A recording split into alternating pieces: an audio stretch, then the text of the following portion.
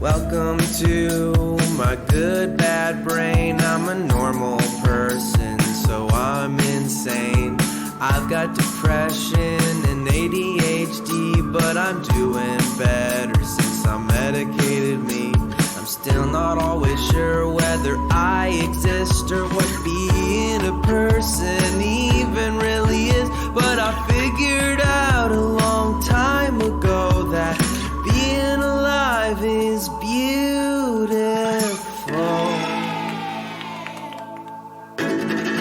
Hi, everyone. Hello. Welcome to My Good Bad Brain. As usual, this is just me posting the Good Bad Brain that we record live on Sundays. Dr. Nick and I. Dr. Nick is a regular feature of My Good Bad Brain now, which is great because now we have an actual professional that people can talk to. And that is the main thing that I was excited about this new season of doing this, is creating a way for, more resources to be readily available to people who are out there, who might want somebody to ask questions of related to mental health. But, accessibility is still an issue in our society with our terrible health system and money and things like that. And now you can't even leave your house. So it's even better. It's even better. If you want to talk to a mental health professional, you can do it with Dr. Nick every Sunday at the My Good Bad Brain podcast recording live stream thing. Speaking of, I'm going to change this week. We're going to go to YouTube and try YouTube because something I didn't realize. Allie pointed out to me and she was totally right. Mixer, I'm just not used to this. I'm like new to this streaming thing. Mixer, apparently you need to have like some Microsoft account to like log into it. And you have to have that if you want to post questions and things like that. I don't know. It's a whole rigmarole. And I didn't really realize the barrier to entry was so difficult. I thought you could just sign in, like you could not even sign in, just go to the YouTube, like the URL, rather, and just do it. So whatever. Long story short is I'm going to switch to YouTube, try to stream on YouTube. Allie did a live stream on YouTube that went well for her Patreon and stuff. And I was like, yeah, let's try it. Because a lot of people, if you have a Google account, you have a YouTube account. And maybe that'll make it easier for people to engage and talk and ask questions, whatever. So we're going to do that. So that's one thing. It'll be at my old ass YouTube channel, youtube.com/JSleeper, which is just my name. It's my initial, Jared Sleeper. So I'll reiterate that in posts, but whatever. That's one thing. And then so this app, I'm not going to talk too much longer because I just want people to get into the app. We talk about everything on there. I wanted to ask. I basically want to kick off this idea of like, what's the difference between staying positive, but not toxic positive, which is a thing where, this sort of thing of instead of, the fine line between positive ideation, believing you can change your state, working towards changing your state, your mental health state, your physical state, whatever your circumstances, but not in a way that's like this sort of deranged denial of reality that lacks any kind of like real empathy or compassion for yourself or others. And we encounter those things a lot. That sort of the most obvious version is just like, well, just stop being so upset. Like, just think positively. Just think more positively, totally not taking into account the reality of your experience, right? So I wanted to ask Dr. Nick about his thoughts because in this quarantine thing, I feel like that's the thing that's going around a lot, is like, for me at least, I'm trying to keep my spirits up, but also acknowledge when things are overwhelming or I don't feel great. And that I think that's very necessary to actually improving your situation, is looking at it for what it is. So that's kind of the jumping off point here. And it always is just a jumping off point. Obviously, people engage and, we talk and it goes where it goes. So I hope you enjoy this conversation. And I hope you will join us this Sunday, 10 a.m. Pacific. We'll live stream again. But I'm going to do it from youtube.com/JSleeper. I think you'll be able to just find the live there. That should work out all good and fine. And it'll be really fun. If you enjoyed the pod, feel free to check out My Good Bad Brain on Patreon, patreon.com/mygoodbadbrain. That's super helpful to keeping this thing going. And you can also like leave reviews. Those any kind of like positive reviews are like so helpful to, getting in the algorithms and people having some nice stuff to read when they go to look for the pod. And tell your friends and send your questions if you have any. You can send them to mygoodbadbrain@gmail.com, questions or topics. Join us. It's going to be fun. We'll be back up on this Sunday. So we'll see you Sunday. All right. Talk to you later. Bye.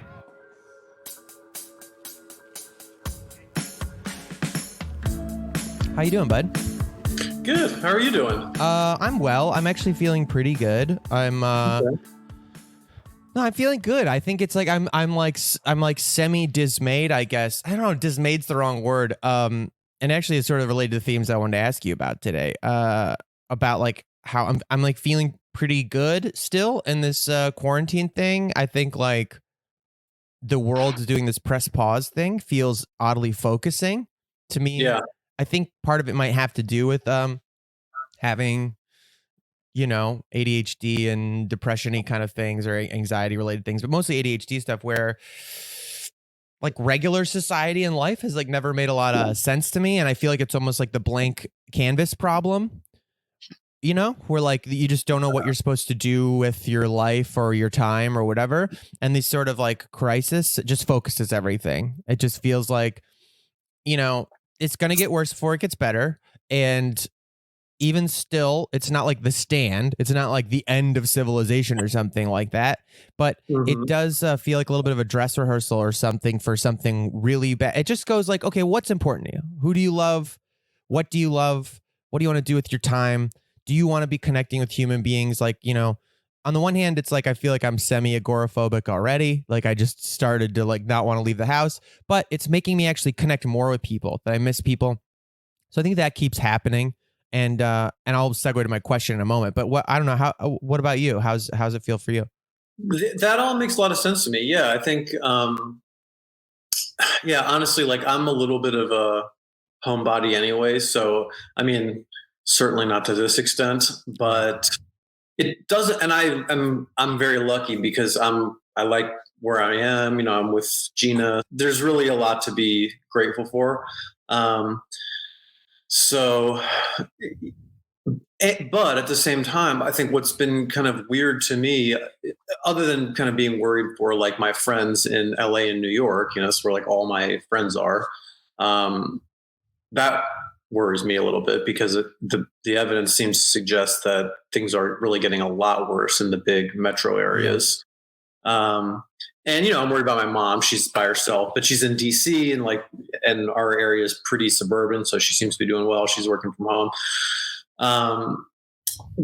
I think beyond that, what's just been so weird to me is that all of these kind of assumptions that we thought were pillars of our reality have been revealed to just be habit and assumption. And that's weird. I just wonder if people are going to remember that, or if we will very quickly kind of succumb to the pressure to return to business as usual. I mean, all these things that we just assumed had to be a certain way, like the way our healthcare system works, the way employment works, the way our kind of professional interactions work, online education. I mean, we're basically conducting a giant real-time experiment right now to see how effective online education is, across all these different sectors. Yeah, I mean, the idea of I wonder about that as well, because I think you're right. It's a very strange overnight push to the left in some ways of saying like all these issues that we said were, well, online entertainment advancements for sure, but all these things that we said were like accessibility issues of working from home. Like you just start with that sort of like ableist stuff like that. Like if you have to come to an office or not, clearly not.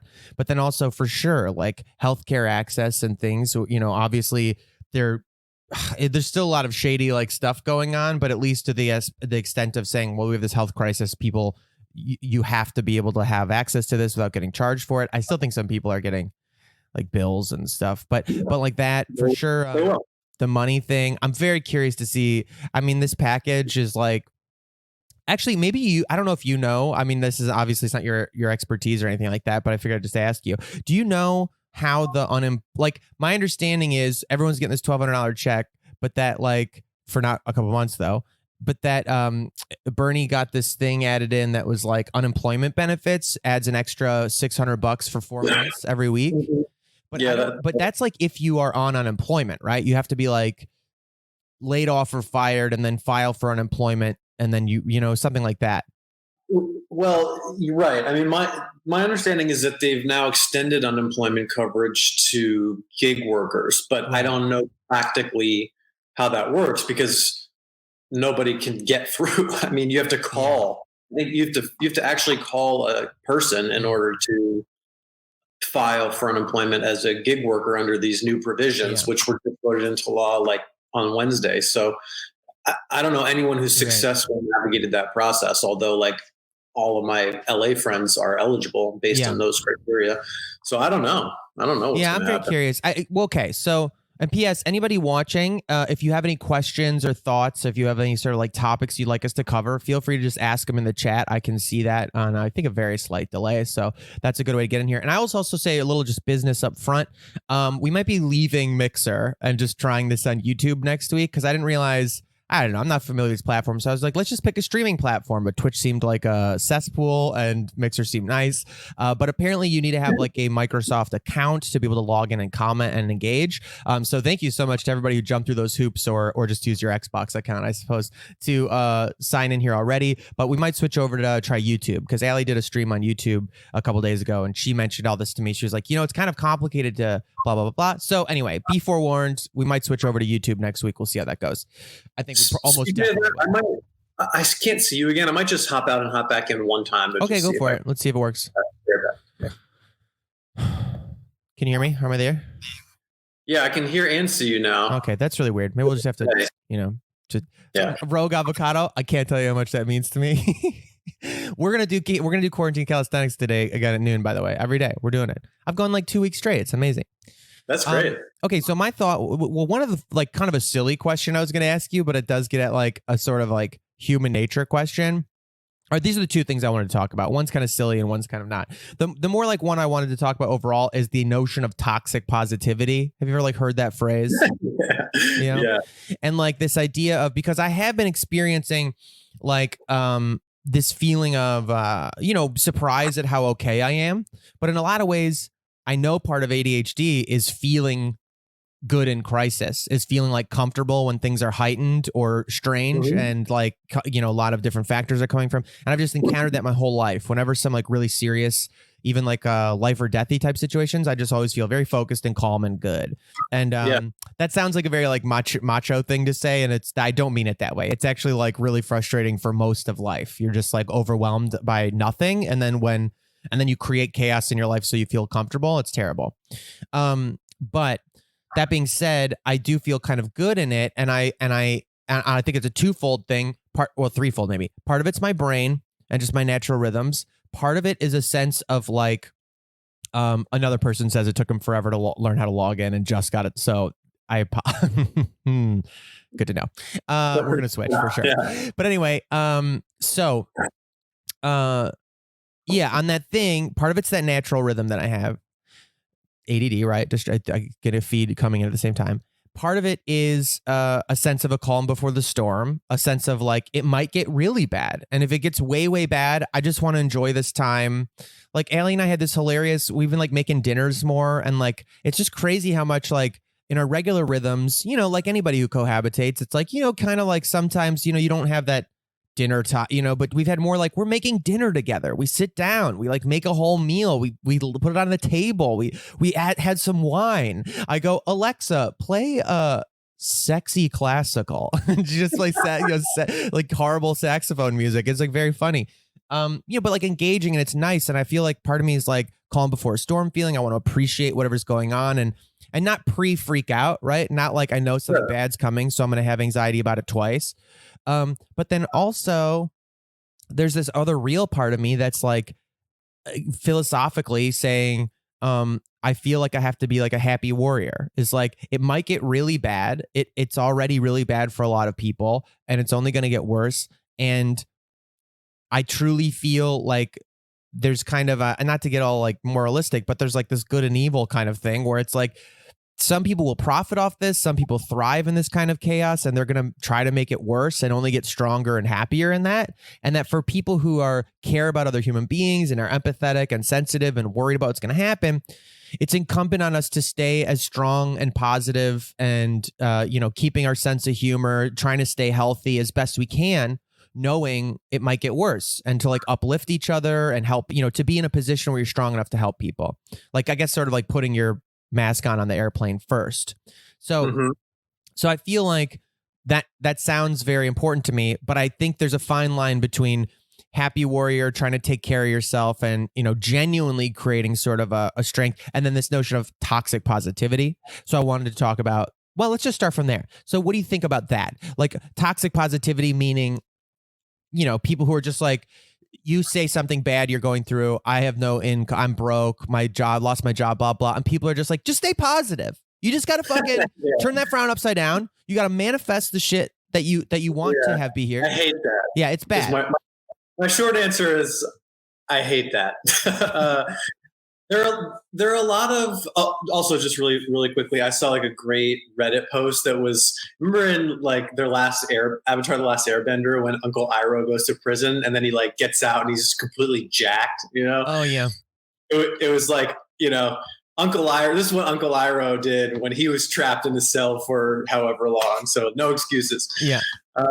Prison mind. Yeah, no, I know. I'm doing the same thing a little bit where you're just like, I know. God, it just reminds me also of like these fucking Wall Street bros doing like prison workouts, going to like prison boot camp. Just like, what a bizarre fantasy. How warped and twisted. How small must you feel on the inside to think that it's a good idea for you to do like a prison fantasy run by an ex? It's just sick. I find it so sick. It's so sick. I will say, and just, mea culpa, I definitely have in my mind, I have said before, like maybe I could get convicted of some crime just so I could read, just see kind of like life would make more sense. You just got to survive in here.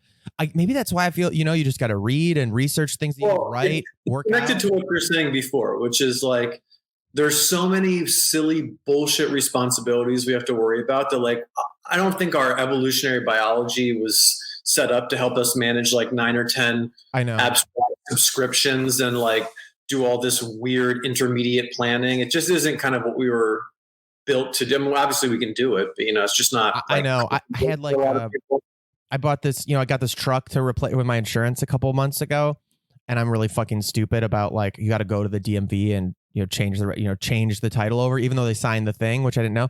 And I was like, oh, I got to do that. I'm going to do that, I guess, one of these days. And then they were just like, DMV got shut down. And I'm like, oh shit. Oh, okay, well. I mean, that type of shit though, where it's just like all this dumb bullshit that you have to do that's abstract and like creates this kind of persistent stress load. Well, so I guess that's my question is, how do you, if somebody, especially if there's somebody who's not in that tough a situation, right? Who like might be like, they already work from home, like one of us, and they're like faring it very well. And you're having real stress, like real stressors. Like, how do you respond to that? Okay. So this toxic positivity thing. So there's like different kind of, intervention strategies and programs and theories have different words for this. Like in recovery, they call it the pink cloud, where you're like been sober for 2 months in rehab and you're like, I'm done with this shit forever. Like I'll never use drugs again. Like I feel fucking great. Let me go out and help everybody else. Like I know how to do it. I got you. Like basically discounting your own risk and danger. So that's kind of like the recovery element. And then in DBT and dialectical behavior therapy, they also talk about this as kind of like, basically as an ineffective way of regulating your emotions, which is just like unrealistic positivity. Like, I got it. I'm in therapy. Everything's fixed. I'm ready for my biggest challenges. I'm going to take on this thing I've been meaning to do for forever. That's super hard for me. Like, I got it. And the idea there is that you are oscillating between two extremes, right? One, which is the hopelessness and total ineffectiveness, and the other, which is like this unrealistic effectiveness. Whereas the truth is this uncomfortable middle ground, which is that like, okay, I'm slowly gaining some skills over time and labor. I'm acquiring these skills, and I'm probably not at a level of skill where I can tackle my most difficult, like lifelong persistent challenges, but I'm probably ready to do some more difficult things a little bit better. I could probably work a little harder. I could probably do a little better. but I'm probably not going to be able to do an excellent job on the most difficult things in my life right now at this level of skill. That's like a costly mental calculus. It's hard to do that because you have to figure out, okay, like where am I on this scale of difficulty? And both things are moving targets. Like the scale of difficulty is kind of a moving target, and the level of skill you've acquired is also a moving target, Mm-hmm. So I think that's why it's hard, and it's easier for people to go like, no, I'm good now. I'm on the pink cloud, right, to use the recovery metaphor. So I think when people, so a couple things. One is we know the people in our lives, if they're like in our lives, who default to that like relentless, ineffective positivity, which is basically an emotional regulation strategy for themselves. right. And it's all over the internet now. It's just like so dumb, right? Where, everything can be overcome with your mind, like all your problems are your fault, just be positive and manifest, all that kind of nonsense.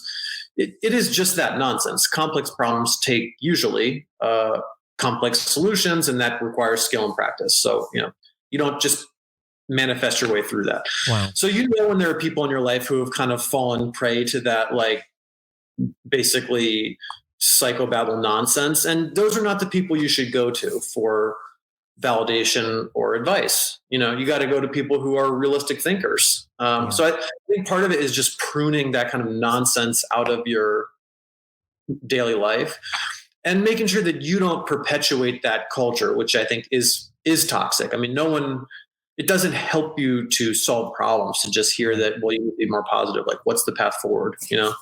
Yeah, that is interesting, because I think, I was talking to my psychiatrist earlier this week. I have like a once a month appointment with my psychiatrist now that because psychiatrists for like medication, and just check in and see if anything needs to change. And we talk a little bit. Mm-hmm. Yeah. And I was like saying it was all over the phone. Nobody's doing in-persons, which also meant that like some of my prescriptions can't be refilled because you can't do them over the phone. But, I could tell, because I could tell, like, I'm like, I actually feel like pretty good.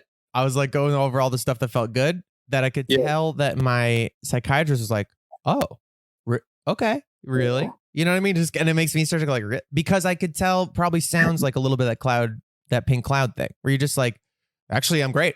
Actually, in this horrible time, actually, I'm doing fucking great, and nothing. And my psychiatrist on the other line was like, oh, okay, really? Oh. And I guess it was good, because it made me go like, wait.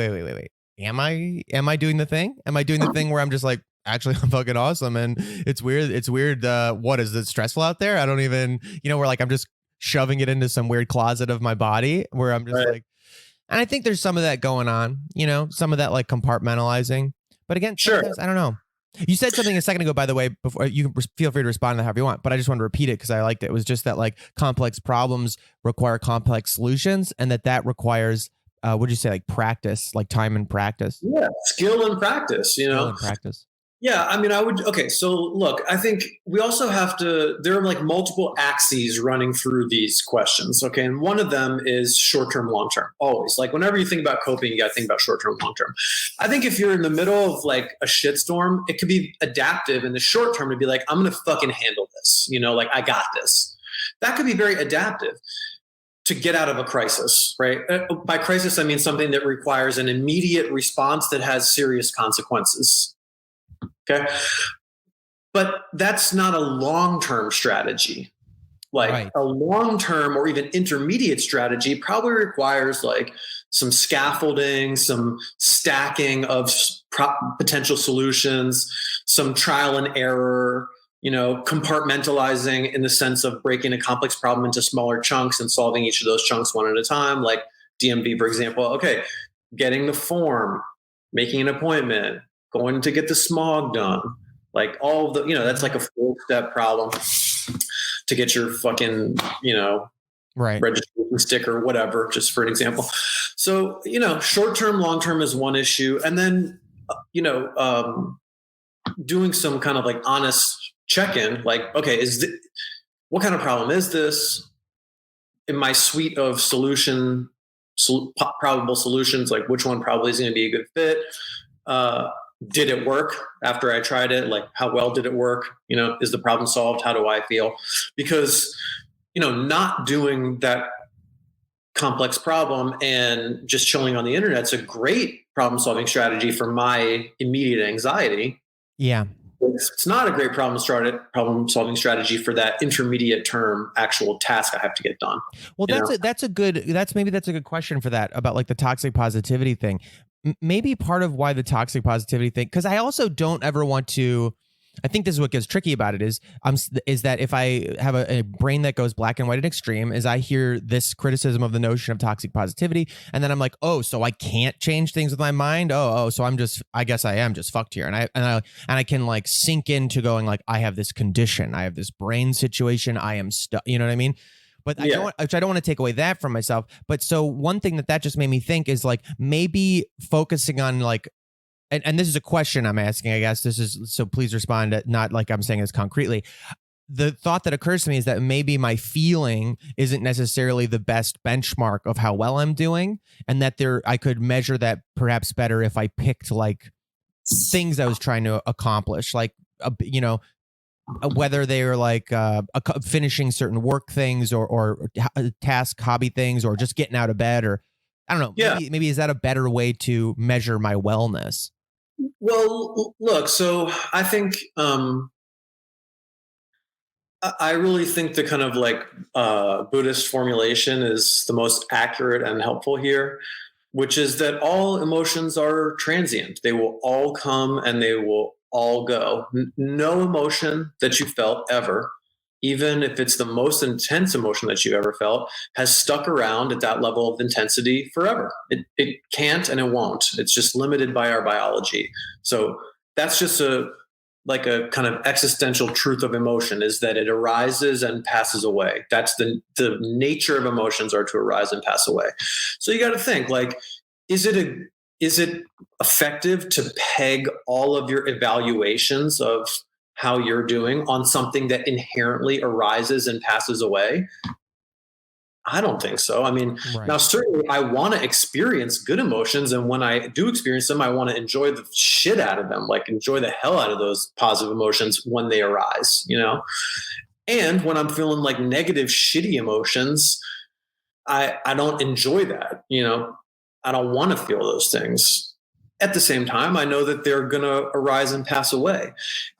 Now, are there conditions in my life that make it more likely for positive emotions to arise more frequently and persist for longer? Yeah, there are probably conditions that contribute to that. Similarly, are there conditions that contribute to negative emotions arising more frequently, intensely, and sticking around for longer? Yeah, totally. So those conditions, I think, are the things we want to be working on. But those conditions, the causes and conditions of our transient emotions, those are things that typically take longer term work. Yeah. And our emotional state in the moment is going to have an impact on how effective we are at working on those things. But just our emotional state is not an effective tool for changing those causes and conditions, in my view. You referred to something a few weeks back, which I've been like almost daily bringing up again, doing the workouts and stuff, is that triangle of thoughts, feelings, and behaviors. Yeah, the cognitive triangle. It's just called the cognitive triangle. Yeah, because that is so helpful and true. And like I've been finding it really in practice with the workout things, because there are definitely, I don't know the last time I was this consistent with anything in my life, but with exercise in particular, there are days I really don't want to do it. I'm just like, maybe I can get away with like, we finally need a rest day or something like that, but I'm like, but that's the whole point, is we show up every day. We just do it. I can change it to like a mobility day or something. But anyway, and I've just found that like also by the end of the 30, 40 minutes that we do it, I've never regretted it. I always feel way better by the end of it. And that just seems like proof in the pudding of this like behavior over thoughts and feelings thing, is just do the behavior and see if your thoughts and feelings come along with. Yeah. I would just add one thing, is that there are like a lot of these concepts that are interrelated, but another one is fusion and diffusion. So the idea that when we're fused to our emotional experience, it's like it's right up in our, it's like, you taped a piece of paper to your face with that emotion written on it. And you just cannot see anything else. And then diffusion is when then there are like a lot of strategies for this. One is just like narrating, I am having the experience of X, so you differentiate between the context of the experience, you, and the experience that you're having, which is transient, like the paper stuck to your face.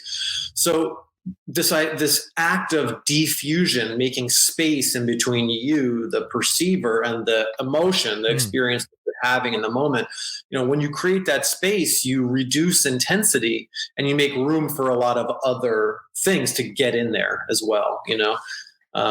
So is it is the word like diffuse or like DIFF or DEF? DE. Okay, like so diffuse. Yeah, rather than diffuse. Yeah. Wait, so can you talk a little bit more about those strategies to diffuse? That one you said about like narrating, self-narrating sounds really interesting. Yeah, so there's a treatment approach called acceptance and commitment therapy, ACT, not ACT, ACT. They're very particular about that. Okay. And it was developed by this guy, Steve Hayes, who's a psychologist at actually University of Nevada, Reno. And it uses a bunch of, so the central premise is that a lot of our distress comes from being fused to our experiences. So there are a lot of strategies that he uses to practice diffusion. One of them is just like repeating a word over and over and over again until it starts to lose meaning, like saying milk, 500 times until you're just like, what the fuck? It's just like a sound. It does. I'm just arbitrarily assigning meaning. It's pretty like intensely philosophical. It's fun if you like that stuff. Honestly, it sounds like an acting exercise, which is maybe funny that it's called ACT. There's called Meisner technique. One of the things is repetitions. One of the things is just get on stage and do nothing. Having a lot of actor friends in LA has shown me how much overlap there is between like a lot of these techniques and acting. Well, I mean, I honestly do think sometimes acting things come up because you just like the whole point of acting is like making your reality malleable. It's like convincing yourself other things are true. So there's a lot of overlap. I mean, the other one, which is like more cognitive, and people like roll their eyes at this a lot, and I did too the first time I heard it. But it's just when you're like having an intense experience, just literally saying the sentence, I am feeling, and then the emotion word, angry. I am feeling anxious. I am feeling sad right now. Or I am having the experience of sadness right now. I'm having the experience of anger or frustration. And it almost sounds like silly when you say it, but that's the idea. Now you've introduced space between you and your experience for another experience, which is like, this is silly, or like, I feel like this is dumb or whatever. There's now space in between that intense anxiety, sadness, anger, frustration, whatever, and this other experience. And you've just introduced that with language, right? Which is like the thinking part of that cognitive triangle. Mm-hmm. So, and if you kind of default to that, you just retrain your brain to, because all of our thinking is conditioned by language, right? And there are many like philosophers who've talked about this, like Chomsky talks about this all the time, that your reality is actually conditioned by your language. And so you really can't experience reality once you become verbal in a way that's like separate from language. And so if you change your language, you do change the way you understand and structure your reality. And so by saying, I am in this moment experiencing this emotion, you're teaching yourself a different way of cognition. Essentially, you're teaching yourself that there's me, there's this time, and there's this experience, and all those three parts are happening, rather than I'm so angry, which is like just this one thing, this intense emotion. Right. Wow, yes, that's great. That's so helpful, because I've never heard anybody like break down in a granular way how to do that work of separating your, egoic sort of truth from an experience that your body is having. Like what are or how it works, the mechanic of it like that.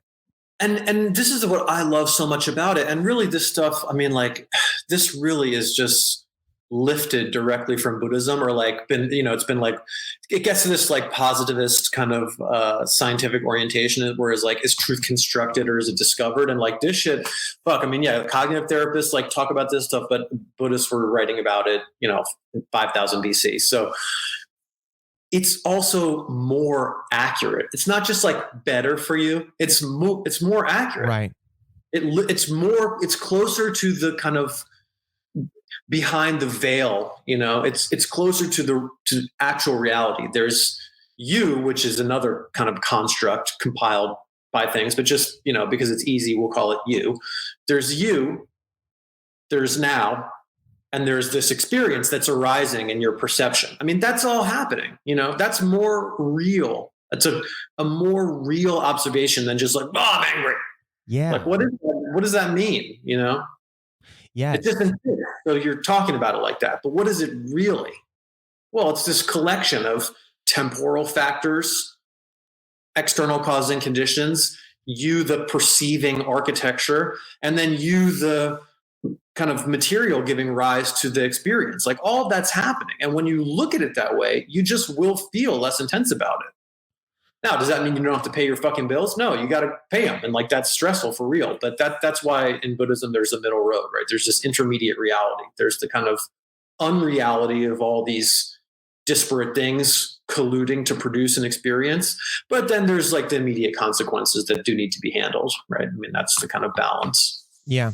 No, that's very helpful, though. I do think it's helpful also to point out that it is, especially, I don't know, I think a lot of people who are very like rational minded, who already have an instinctive rejection of sort of manifestation theology, or any sort of that toxic positivity stuff, it is who might have more difficulty doing this because they think it is actually, I think, really important to point out that it is a more accurate description of what's happening. Is like the identity that you have crafted over many years as a biological organism, but also your conception of who you are as a person and how you respond to events that happen.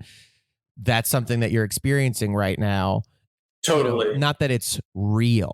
Not that this is like, of course it is, but it's not. That it's a more accurate way to describe what you're observing. Yeah, I mean, my brain just makes these funny, to me funny, like cartoons of these toxic positivity things, like someone screaming at a pile of laundry, like "be clean," or things like that.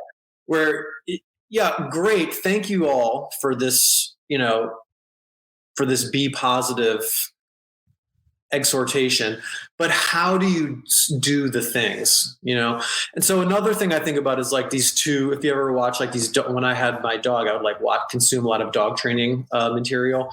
So there's like this Cesar Millan dude, but then there was also this British show called It's Me or the Dog.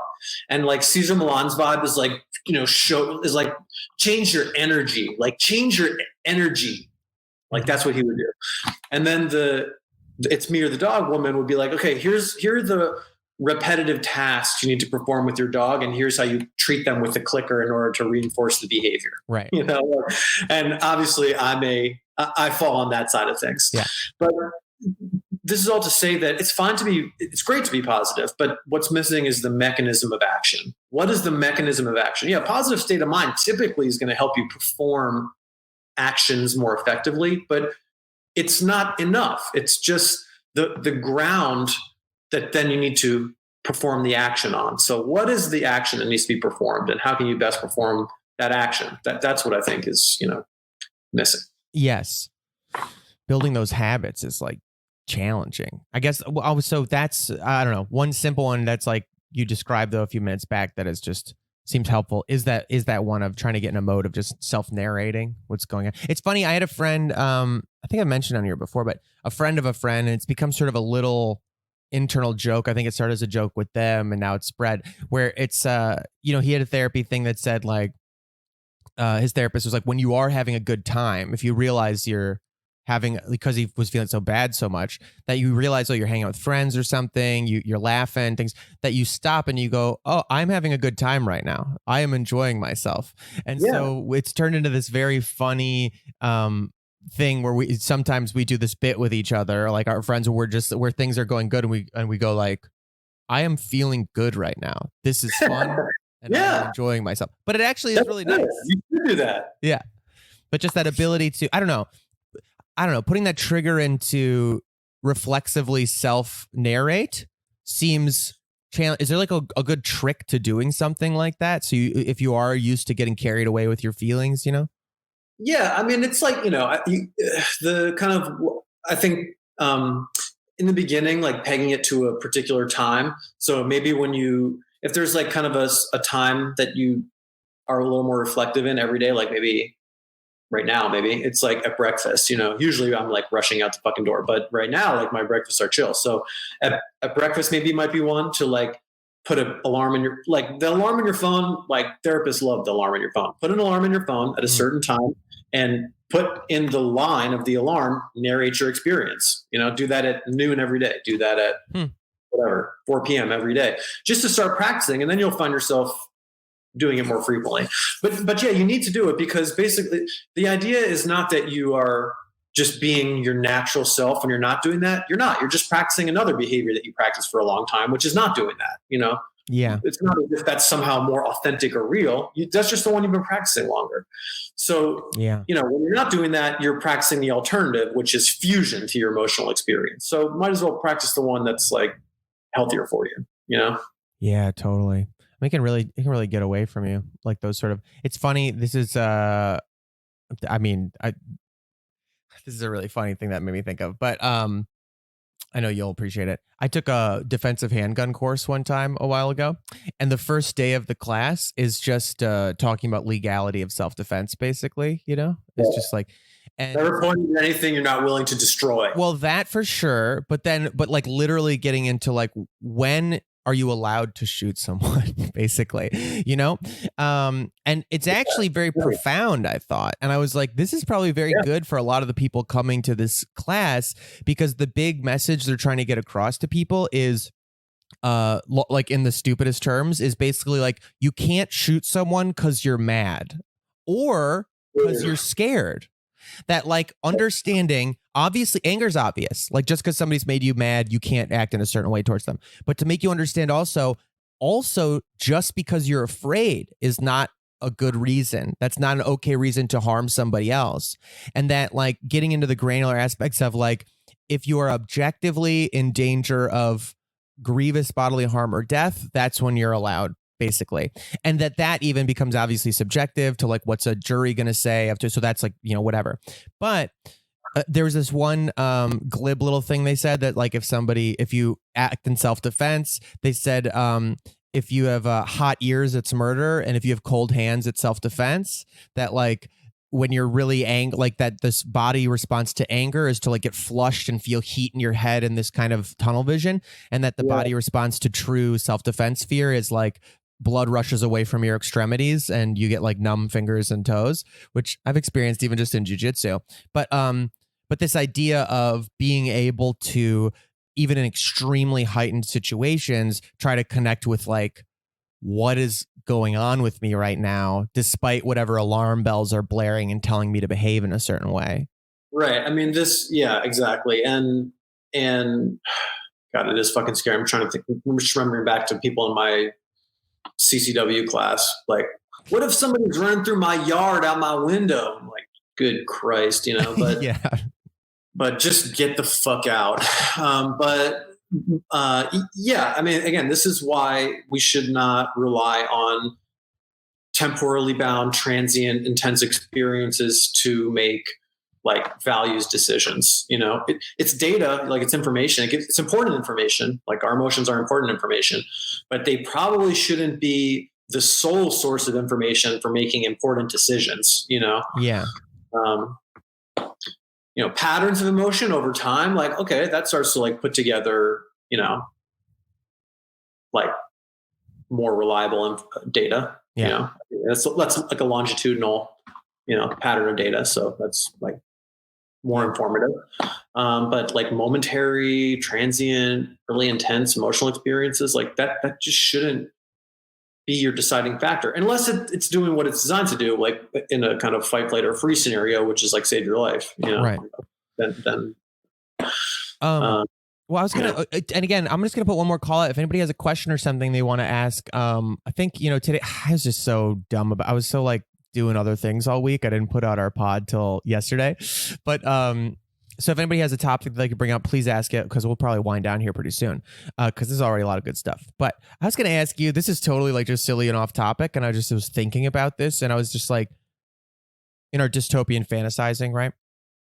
If like we're in Mad Max, right? Like if we turned into Mad Max, do you think like what does a therapist do in Mad Max? Like, do you think you would still figure out a way to like try to help people through their you know what I mean? Would you become like what do you do with the instinct to help people if things get like, you know, like less civilized? I'm not talking about like I think what I'm trying to ask is like without the standard structures of our things, because they're just in a very slight way breaking down. How do you continue like living your values and try to like your purpose? You know what I mean? Whatever your function is. I mean, so yeah, that's something I think about. I do think, and I believe this is supported by the evidence. One large piece of evidence being the fact that we're all still around. I think that we are just social creatures, and I think we do have a bias towards helping each other because it's necessary for our survival. You know, so I think that human beings, as social creatures and primates, just do have a bias towards helping each other. It doesn't mean we can't be little awful, vindictive, violent, horrible pieces of shit. We certainly can be, and we all have that, you know, innate capability. I think, or at least most of us do. But I also think we have a really strong bias towards helping each other. So there's a YouTube channel, and this guy's getting a lot of attention now, as you might imagine. He's called The Sensible Prepper. I'm sure you've heard of him. But The Sensible Prepper, you know, in one of his recent videos, he was saying, you know, a lot of people who do like prepping stuff have this kind of like lone wolf mentality. Like, I'm going to stack my hoard of supplies and I'm going to like shoot people who try to take them. It's like, but really the people who survive in disasters, and we can see, you know, the people who survived across disasters are the ones who get a good group of people around them and cooperate well. That's who's going to do well, you know? Right. So, you know, this instinct to help and cooperate, like, yeah, I think, and if you look at, so like my field is social work, this is like kind of a trait amongst social workers. Like my colleagues and friends are doing amazing stuff, man. They're like organizing, they're disseminating supplies, they're doing a ton of like helpful, good, effective stuff. And I think that that's, you know, what I would hope to try to continue to do in some capacity, regardless of the intensity and severity of what's going on. I mean, I think, you know, baseline default, I would like want my family to be safe. And that's what I'm trying to take care of, you know, but from a position of relative safety, yeah, like that's what, you know, that's my work. That's like, it's the only work I want to do. Yeah. And I would try to find a way to keep doing that. I hope, you know, I Dude, hope that's I feel like that's a movie. That's a post-apocalypse story I haven't seen that I'd really like to. Like the one practicing therapist who's still, you know what I mean? In like Bullet Town or whatever, like, you know, right. he's got an office set up and like these raiders, like Mohawks and football pads come in and they're just like, I don't know, they're just experiencing a lot of anxiety. Dude, it's something I fantasize about a lot. Like, you know, UFC's here in Nevada. Like I wish I could find out a way to like go do some work with those folks. With like MMA fighters and stuff. I mean, I think they could use it. It's so stressful. It's so intense. I mean, they have to be good under pressure. They don't get to that level without like being pretty good under pressure anyway. Have you watched Fighting in the Age of Loneliness? No. What is that? Oh my God. You will love it. So everybody out there, it's especially if you're a fan of MMA, but these, I forget the name. It's a big sports, SB Nation maybe or something like that. They did this like 6-part YouTube series about kind of like the history of MMA. From like the late 80s, early 90s, but even further back, like where did jiu-jitsu come from, Brazilian jiu-jitsu and, you know, and all this stuff. And it's called Fighting in the Age of Loneliness. And it is so good. It's so beautiful. It's made by one of my favorite, like, writers who like, you know, writes a lot of articles on the internet and stuff. But anyway, I'll send you the link, and anybody else just check it out. Fighting in the Age of Loneliness. You'll consume it. It's like 6 parts of like 10 or 15 minutes each, but you'll just like blaze through. It's really well done. It's so interesting. And when they talk about these fighters and like the kind of people who got into this sport when it was starting, basically like these weirdos, like that it's all these like outcasts and that you're looking for this like connection kind of that, like, it's really beautiful. But I think you'll really like it. On that note, we can just segue into like don't kill yourself list stuff. If you have anything, I would say that it's actually very good. And then also stupid, but potatoes, man. I'm like rediscovering potatoes in in my nightly dinners or whatever. And wow, there's like nothing better than potatoes. I made these one the other night. I made these smashed potatoes. I don't even worry about it like a smooth like mash. I don't care about it. I want to just like leave the skins on. You boil them with like a little goat yogurt and some a little goat kefir, and then I ground up some goat Gouda, and it was like this goat potato. Oh my god, delicious. I love that. Yeah. Well, okay, my two things is that we finally like got the fuck out of the house and went for a nice drive in the desert mountains yesterday, which was great. Actually, there were a lot of people out, so we didn't exit the vehicle, but it was still just really nice to get the fuck out of the house. And I also made some canna oil. I made some canna coconut oil. I can't. You just decarb it in coconut oil? Yeah. And I did a shitty job. I like did it in like 45 minutes. And then I accidentally threw out most of the oil thinking it was water, but yeah, like an idiot. But proof of concept, it was effective. I can't like inhale smoke right now. I feel like I'm having like a little bit of an asthma thing, which I have.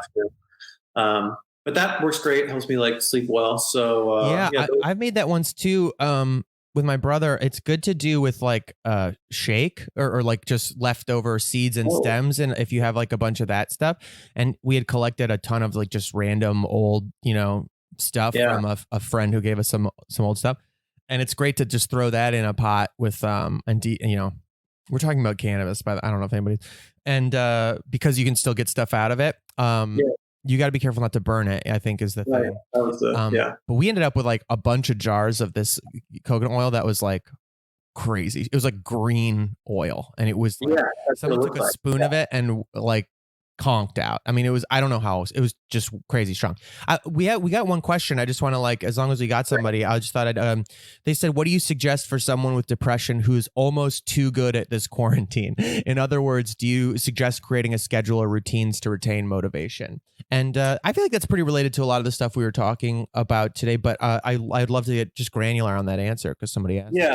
Well, what I would say first is to instead of thinking about retaining motivation, which I think you should give yourself permission to, disentangle yourself from. If motivation shows up, awesome, use it. If it doesn't, it's not a reason to not do things. So what I would do is, figure out which are the tasks that are important to you. And if you're really feeling depressed, I would break it into two categories. One is things that give you a little bit of pleasure. And you may be thinking, well, nothing gives me pleasure. Things that used to give you pleasure or give you like a little blip on mood. And if you don't get any blip on mood, like you're just down and you feel no blip on mood from any activity, things that used to make you feel good. Okay. Couple of things like that, and a couple of things that are like mastery behaviors. And these are things, mastery behaviors are things that they may not make you feel good at all. Like it might be like making your bed, or like vacuuming. I don't enjoy vacuuming, but after I finish vacuuming, which Gina makes me do, I'm glad I did that. It's better that I did that. Right. I don't enjoy it. I don't like it. But afterwards I'm like, all right, that's pretty good. The vacuum is fucking done. Or like loading the dishwasher. I don't enjoy it at all. Yeah. It's a pain in my dick. But afterwards I'm like, all right, it's done. That's good. Or I brush my teeth, things like that. So if you're feeling really depressed, give yourself like 3 or 4 things that either do or used to give you pleasure, and 3 or 4 things that give you a little bit of mastery. And none of those things can be like higher than 5 out of 10 difficulty when you're just starting. Okay. And just schedule in 1 or 2 of those things a day and detether that from motivation. You don't need to be motivated to do those things. Just do them and see how you feel afterwards.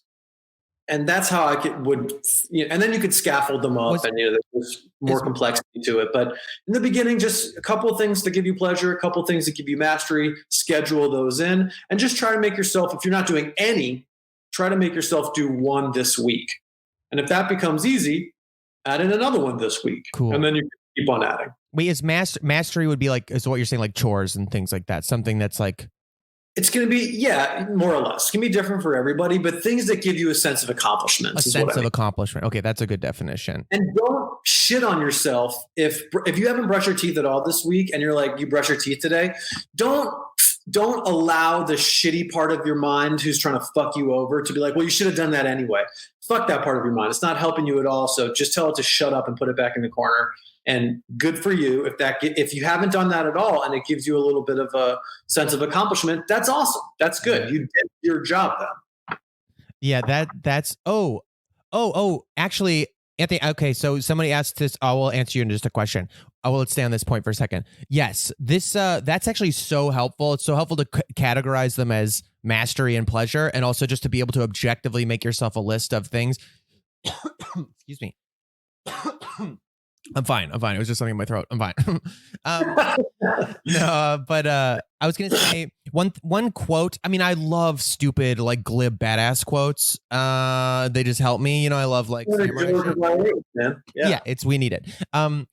One of them though is that inspirations for amateurs, which is not something that I necessarily, adhere to all the time. Although I will say I've been making myself do it because, well, two things. One, I've made myself accountable to other people. I got to go live at noon and do the workout. So that helps me create body doubling accountability. But this idea of like discipline, of just like, you just got to do it. And part of it, I think I realized the other day, like we were doing some like cleaning of the kitchen, and for whatever reason, I just will never get out my childish response to washing dishes or something where I'm just like, I'm grumpy. I don't like to, even though I know the kitchen's clean, I feel way better. I feel so good. So part of it, I was even doing like kind of the thing with Allie where I know I was kind of getting like grumpy and like internal, where I have to be like, no, I'm actually not upset. I love that we're doing this. Like I have to say out loud, it's like, I just react this way because of this, but I'm glad we're doing it. It's something I like to do. I prefer it to be clean, even though I'm acting pissed. You don't have to enjoy it in the process. You can just feel good when it's done, which is the mastery. Here's what I would say though about like inspiration and motivation, to use a video game metaphor. That's a power up, man. Like I'm playing Doom right now, and if I get the like fucking, brutality overdrive power up, awesome. That helps me, clear out the room. Yeah. But I cannot rely on that. It's a power up. So if you get the power up or you find one, dope, man. That's great. But most of the games can be played without the power up, Yeah, I think that's really important because I know I had some good days like last week, which just felt amazing. I was like, have I ever been depressed? It's so gone from, this is amazing. I'm cured. And it's like, if I get too carried away with that kind of stuff, sometimes when it goes away, and even in the moment, I was like, I'm really hoping this isn't like, I'm just in a manic phase in a couple weeks. I'm going to, but I really hope this isn't what's going on. But just because like, I do feel like if I get too attached to those sorts of feelings, then I'll do that like 2 steps forward, 1 step back thing that just fucks with me. That just makes me, and then I'm like, oh God, I'm still a piece of shit. Oh, I thought I was cured. I'm back to the same. You know what I mean? If I get too attached to like, I've got this thing, no, I'm cured. And then you slide back or something like that. Yeah. Right. I think it's really about making it a longitudinal study versus a single time point study. Yeah. It's great if you can start to alter little by little the causes and conditions in your life, the parameters of your life, so that you're trending towards more positive mood for longer, more of the time. That would be like a good trend line to think about. But again, all emotions are transient and momentary. They arise and they fall away. It's just about, over this kind of eagle's eye view, what is the trend line looking at, and how can we like nudge the trend line? That's kind of how we want to be thinking about it, someone goes, and they responded, thank you for explaining that. I like that idea of maybe not enjoying things, but doing them anyway for the good feeling afterwards. I'll try not to be so hard on myself. Do some things you enjoy though. Say that again. Both. But also do some things you enjoy, but you want to do both of those things. Yes. I think that's also just, it's a nice exercise that if you can write down, because that's another thing that is, it's hard to do that, but if you can sit there and go like, do you remember, or even if you can't remember it, do you know objectively there were things that brought you pleasure at one point in your life? What were those things? That kind of a thing. Yeah. And then, okay. So we got this comment. I found a pack of 50 medical grade masks, droplet specific, in my cleaning stuff. I've had them for a while. I work in medical. What should I do with them? I'm going to see if I get this right. I believe we sent some masks out that we found from a table that we worked on. I had some N95 masks we found in the garage. We sent them out. If you go to maskmatch.com, it's mask-match. I'll just put it in the chat here. We sent, we only had like 4 masks, but there was some hospital in Michigan or something like that could use them. So we sent it there. But I think Allie did that one, and she usually finds good sources and stuff through Ologies and everything like that. So that one, maskmatch.com, I believe, is one good option for finding places to send extra stuff that you're not using. Okay, that's it. Guys, thank you so much for being here. Thank you for, I've been really enjoying this, obviously. We'll keep doing it. I think we're going to do it on YouTube next week. I'll put the new links to all that and we'll try it out. And otherwise, thank you if you support us on Patreon. It's www.patreon.com/mygoodbadbrain. That rocks. That's so helpful. I'm gonna put these up as pods sooner than a day before this week. Also, if you like this shirt or other things, you can go to mygoodbadbrain.com. I made this little dopamine character, a little dopey on sweatshirts and things like that, and that helps support this thing too. And I don't know, that's it. Thank you for listening. Do you have anything, Dr. Nick? You want anybody to find you anywhere or anything like that? No, I mean, again, the Twitter is the best way to get a hold of me, I think. Yeah, that's probably the best way. Are you Dr. Nicholas Barr 1? Yes, on Twitter. Killer. All right, guys, thanks so much. We'll see you guys. I'm going to play this theme song like I do at the end, and then after I rewind it to the beginning, because I still haven't figured out all of these tools, because I keep getting caught up in other things until it's suddenly Sunday morning. Woo! All right. Thanks, Dr. Nick. You're the best. You guys are the best. See you next week. Okay. Welcome to my good bad brain. I'm a normal person, so I'm insane. I've got depression and ADHD, but I'm doing better since I medicated me. I'm still not always sure whether I exist or what being a person even really is, but I figured